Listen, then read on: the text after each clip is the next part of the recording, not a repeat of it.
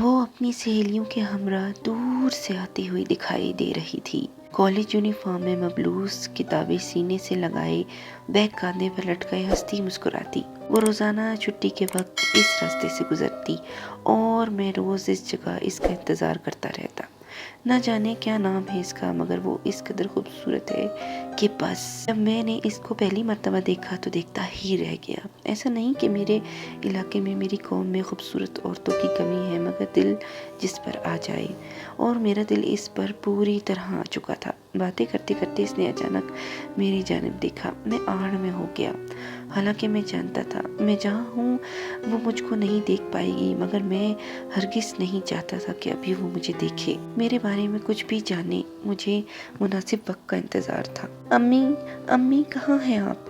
صبا نے گھر میں داخل ہوتے ہی شور مچانا شروع کر دیا۔ کوثر ہاتھ پونچھتی ہوئی کچن سے نکل آئی۔ آ گئی میری بیٹی؟ جی ہاں، اب جلدی سے کھانا نکالیں، مجھے سخت بھوک لگی ہوئی ہے۔ امی، رات کو میری دوست فرح کی برتھ ڈے ہے، صبا نے کھانے کے ٹیبل پر اطلاع دی۔ صبا، میں نے تمہیں پہلے ہی بتایا تھا کہ تمہارے ابو تمہارا روز روز گھر سے نکلنا پسند نہیں کرتے۔ ابھی 2 دن پہلے تو تمہارا سارا گروپ شاپنگ کرنے نکلا ہوا تھا، کوثر نے کہا۔ کیا امی؟ صبا نے حسب معمول منہ بنا لیا۔ سب لڑکیاں ہی ہیں، ساتھ جائیں گے ساتھ آئیں گے۔ میں کچھ نہیں جانتی، کوثر نے صفائی میں کہا۔ اپنے ابو سے خود اجازت لے لینا، ان کو تمہارا نہ تو روز روز باہر جانا پسند ہے اور نہ اتنی رات کو گھر واپس آنا۔ ابو جی، میرے پیارے ابو۔ صبا پیچھے سے آ کر ان کے گلے سے لٹک گئی۔ اشفاق صاحب نے اخبار سے سر اٹھا کر اس کو دیکھا۔ جی، کوئی نئی فرمائش؟ ابو جی، پر لاڈ میں کام کے وقت ہی کہا جاتا ہے۔ او میرے پیارے ابو، اصل میں آج میری دوست فرح، وہی فرح یہاں آگے ہی تو رہتی ہے، صبا نے وضاحت کی۔ آج اس کی برتھ ڈے ہے، ہم سب فرینڈز انوائٹڈ ہیں۔ تو یہ بات ہے، اشفاق صاحب گویا ہوئے۔ جی، تو آپ سے جانے کی پرمیشن چاہیے اور تھوڑے سے پیسے گفٹ کے لیے، یعنی 1000 روپے بس، صبا نے بات ختم کی۔ اشفاق صاحب کو کوثر پر تو خوب گرجتے برستے، مگر اکلوتی بیٹی کی ضد کے آگے ہار جاتے۔ ایسا ہمیشہ ہی ہوتا تھا۔ چلو ٹھیک ہے بیٹا، مگر جلدی واپس آ جانا، حالات بالکل ٹھیک نہیں ہے، خاص طور پر جوان لڑکیوں کے لیے۔ آخری جملہ انہوں نے اپنے دل میں کہا تھا۔ میں بے چینی سے شام کا انتظار کر رہا تھا۔ میں نے صبح اس کی گفتگو سن لی تھی، آج اس کو دعوت پر جانا تھا۔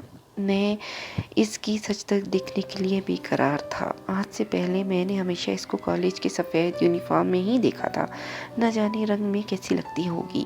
میں نے بے چینی سے شام کا انتظار کیا۔ صبا کوثر اس کو آوازیں دیتی اندر آئیں، مگر ڈریسنگ ٹیبل کے آگے کھڑی صبا کو دیکھ کر ان کے ماتھے پر بل پڑ گئے۔ یہ تم نے کیا پہنا ہوا ہے؟ سیاہ جھلملاتے ہوئے لباس میں ملبوس صبا ان کی طرف مڑی۔ میکسی ہے مما، اور کیا؟ وہ اٹھلائی۔ یہ تم لائی کہاں سے ہو؟ میکسی، جو کہ انتہائی گہرے گلے والی تھی، اس کی آستینیں غائب تھیں۔ اس دن جو شاپنگ کے لیے گئے تھے تو وہیں سے لائی تھی، صبا نے انتہائی بے نیازی سے بالوں میں برش پھیرتے ہوئے جواب دیا۔ تم یہ بیہودہ کپڑے پہن کر ہرگز گھر سے باہر نہیں نکلو گی، اگر تمہارے ابو نے دیکھ لیا تو۔ امی پلیز ہر وقت ابو کا ڈراوا نہ دیا کریں، اس نے ماں کی بات کاٹ دی۔ اب آپ دونوں کے پرانے خیالات کی وجہ سے میں اپنے شوق بھی پورے نہ کروں۔ سب لڑکیاں ایسے ہی کپڑے پہن رہی ہیں۔ صبا اپنی دوستوں کے ساتھ گھر سے نکل گئی اور اس کی کسی دوست نے بھی اس طرح کے کپڑے نہیں پہنے تھے۔ سب عام شلوار قمیض میں ملبوس تھیں۔ کوثر ماتھے پر بل ڈالے اسے گھورتی رہ گئی، مگر ان کے بس میں کچھ نہیں تھا۔ صبا ان کی اکلوتی اولاد تھی، لاڈ پیار نے اس کو بے حد بگاڑ دیا تھا، اور یہ انہی کی بے جا حمایت تھی جس کی وجہ سے اشفاق بھی اس کو کچھ کہتے سے گھبراتے تھے۔ اپنی ساری جھنجھلاہٹ وہ کوثر پر نکالا کرتے۔ شکر ہے اس وقت وہ گھر پر نہیں تھے، ورنہ نہ جانے کیا ہوتا۔ کاش صبا جلدی گھر آ جائے اور اشفاق کی نظر پڑنے سے پہلے کپڑے بدل لے۔ انہوں نے دل میں دعا کی، کوثر کی دعا آج قبول نہ ہو۔ صبا نہ صرف دیر سے لوٹی بلکہ دروازہ بھی اشفاق صاحب نے ہی کھولا۔ صبا کو دیکھ کر مارے رنج کے وہ کچھ بول ہی نہ سکے۔ صبا کو تو کوئی لحاظ ہی نہ۔ ابو جانی سوری میں لیٹ ہو گئی، بول کر وہ اٹھلاتی کمرے میں چلی گئی۔ کوثر دل میں ڈری رہی تھی کہ نہ جانے کتنی جھاڑ پڑنے والی ہے، مگر خلاف توقع اشفاق بالکل خاموش تھے۔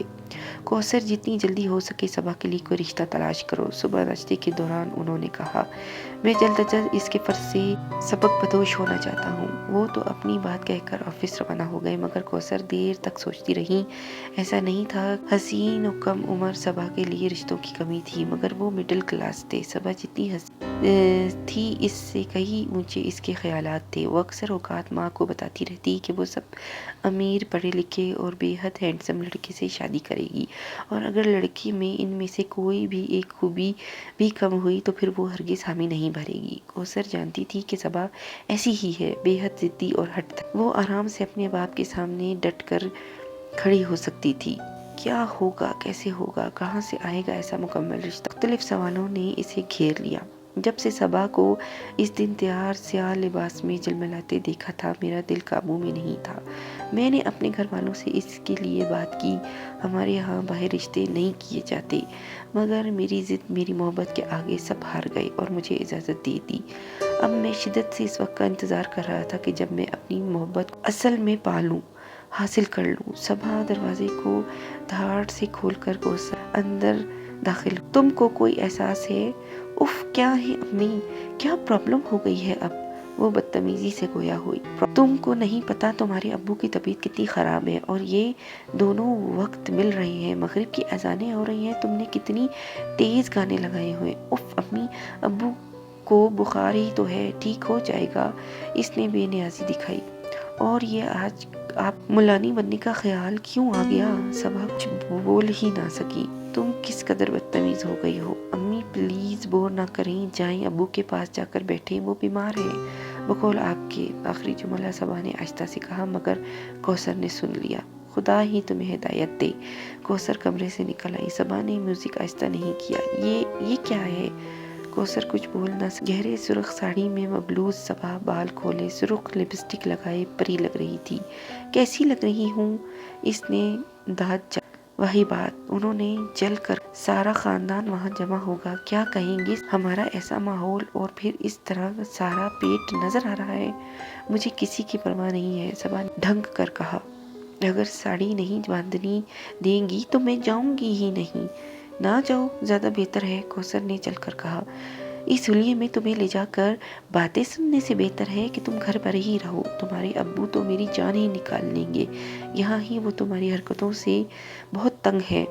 امی ایک بات کہوں، مجھے لگنے لگا ہے کہ آپ مجھ سے جلتی ہیں۔ میں اس قدر حسین، لمبی گوری، ہر کوئی کہنے لگا ہے کہ میں آپ دونوں کی اولاد نہیں لگتی ہوں۔ جب بھی آپ بہانے سے مجھ کو تیار ہونے سے روکنے لگتی ہیں۔ صبا مذاق ہرگز نہیں کر رہی تھی۔ کوثر آنکھیں پھاڑے اس کو دیکھتی رہ گئی۔ سے کوئی جواب تک نہ بن پڑا۔ صبا اس حد تک پر آ چکی تھی، ان کو اندازہ نہیں تھا۔ اپنے شدید حسن کے احساس نے اس کو جیسے بانس پر چڑھا دیا تھا۔ کوثر اور اشفاق اس دن واقعی میں صبا کو گھر پر چھوڑ گئے۔ کوثر نے تو اس بات تک نہ کی، بس آہستگی سے دروازہ بند کرنے کا کہہ دیا۔ صبا جیسے غصے میں آگ بگولا ہو رہی تھی۔ اس کے خوبصورت رخسار اس کی ساڑی کے ہم رنگ ہو رہے تھے۔ خانہ کی اس شادی کا وہ کب سے انتظار کر رہی تھی۔ آخر ایسا کیا ہے ان کپڑوں میں؟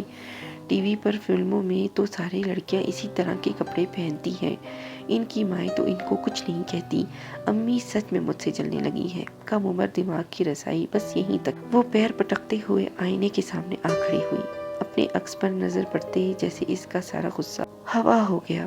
لال سرخ ساڑی، سلیو لیس بازو، جس میں سے آدھا پیٹ چمک رہا تھا، کالے گھنے بال شانوں پر بکھرے ہوئے تھے، گہرے سرخ لپسٹک اس نے اپنے ہی اوپر سے نظر نہیں ہٹی۔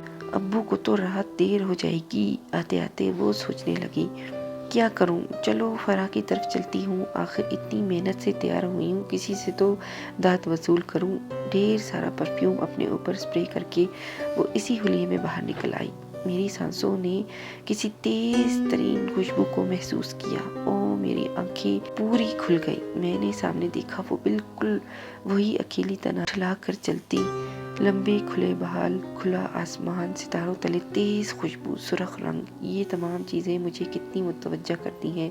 وہ مجھے اپنی طرف دیوانہ کر رہی تھی، بے بس کر رہی تھی۔ میں نے بے سختہ اس کی طرف جھکا اور صبا کو نہ تو رات کے اندھیرے سے کوئی خوف محسوس ہو رہا تھا اور نہ اپنے اکیلے پن سے۔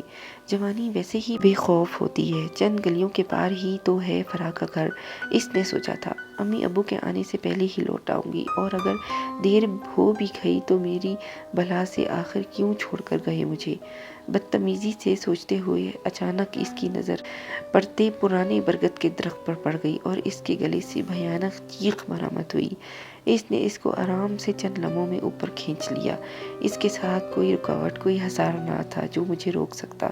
پرسرار میں اس کو اپنے ساتھ لے آیا، اس درخت پر، اس قدیم پرسرار برگد کے پر جہاں میرا گھر ہے۔ ہر ایک شاخ پر کوئی نہ کوئی آباد ہے، میرا خاندان کا، میری قوم کا۔ اب سمجھے نا میں کون ہوں؟